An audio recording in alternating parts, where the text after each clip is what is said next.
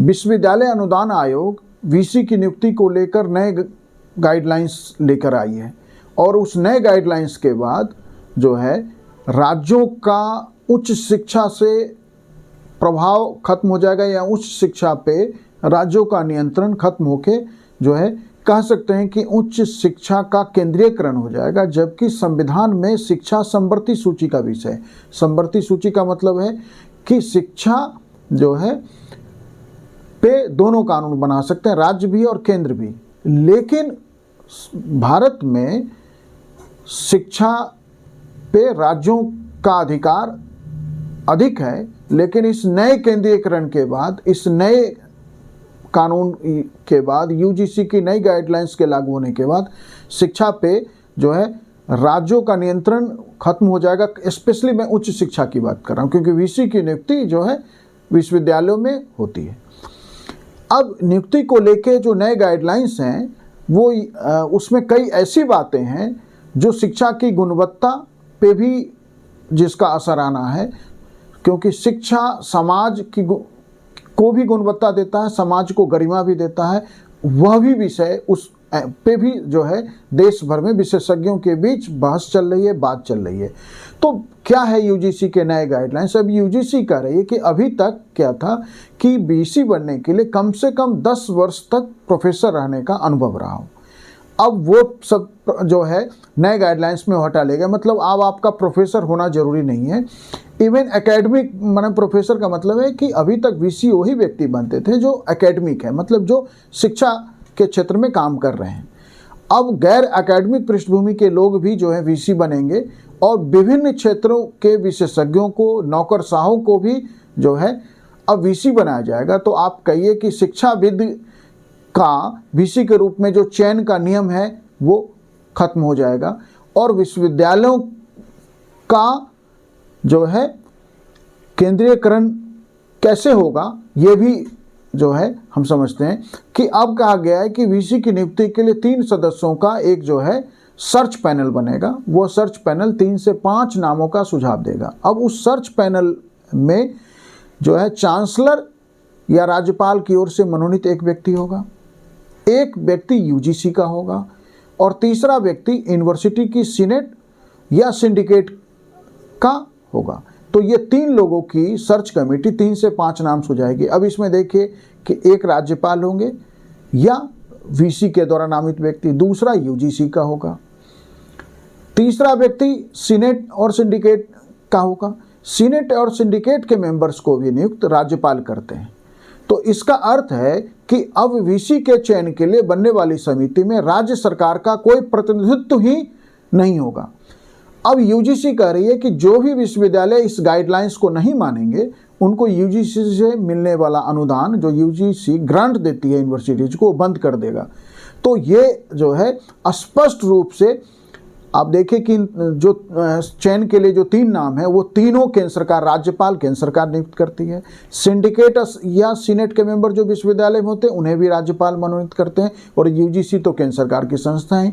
तो राज्यों का जो है वीसी की नियुक्ति में कोई प्रतिनिधित्व ही नहीं रहेगा। ऑलरेडी इससे जो है जैसे तमिलनाडु की बात करें तो तमिलनाडु की सरकार एक देश एक परीक्षा की नीति का विरोध करे। इवन वो तो नीट की परीक्षा जो मेडिकल के लिए लिया जाता है उसका भी तमिलनाडु गवर्नमेंट विरोध कर रही है।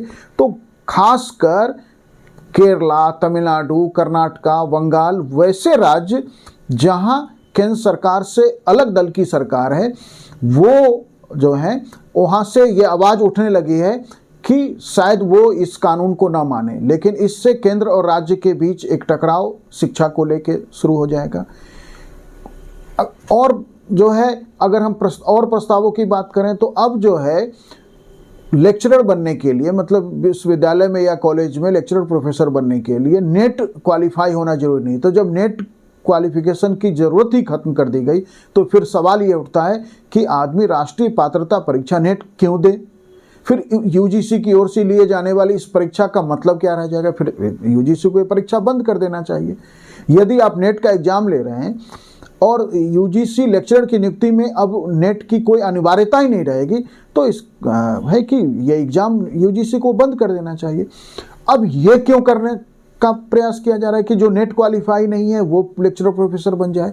हम जानते हैं कि विश्वविद्यालय में जो वीसी हैं, जो लेक्चरर हैं, वीसी क्या करते हैं, विश्वविद्यालय के अंदर शिक्षकों के चयन में केंद्रीय भूमिका निभाते हैं। अब वहाँ पे अब आप किसी भी जो है गैर अकादमिक क्षेत्र के विशेषज्ञों को, नौकरशाहों को ला के बिठाएंगे और फिर वो जो है किसी भी व्यक्ति को लेक्चरर नियुक्त करेंगे। तो अब विश्वविद्यालय की शैक्षणिक गुणवत्ता और विश्वविद्यालय की गरिमा का जो सवाल है, वह उसकी स्थिति भारत में विश्वविद्यालयों में शिक्षा की स्थिति जैसी है वह स्थिति और भी खराब हो जाएगी।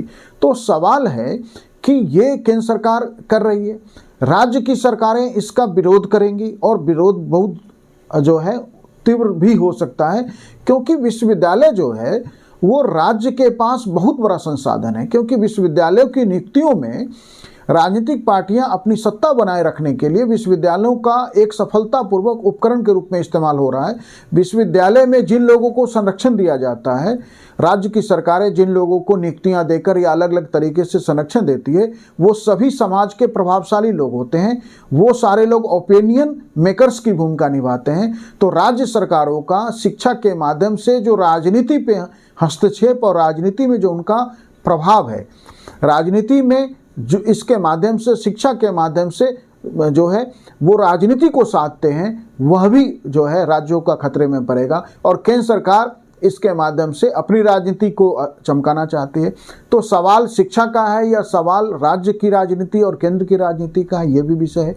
लेकिन अंततः शिक्षा का केंद्रीकरण संविधान की आत्मा के विरुद्ध है। संविधान की समवर्ती सूची में शिक्षा है और केंद्र सरकार शिक्षा के मामले में सिर्फ जो है उसे संविधान में ये आशा की गई थी कि केंद्र सरकार एक मॉडल के रूप में काम करेगी। केंद्र सरकार जो है शिक्षा की गुणवत्ता कैसे बढ़े इस दिशा में काम करेगी। मूल रूप से शिक्षा जो है राज्यों का विषय है।